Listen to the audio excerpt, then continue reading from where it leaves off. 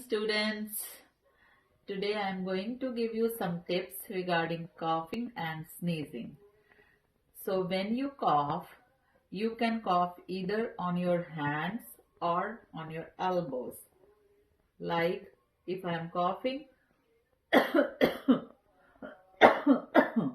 you can use both ways. But after coughing, make sure wash your hands. Same with the sneezing. When you sneeze, sneeze in your hands or like this. Achoo! Achoo! And then wash your hands. 20 seconds. Wash your hands for 20 seconds with warm water. Take soap and clean everything, nails,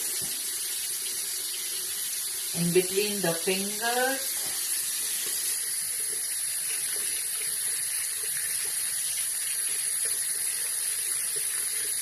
Like this. And then dry your hands with paper towel and close the tap with the paper towel.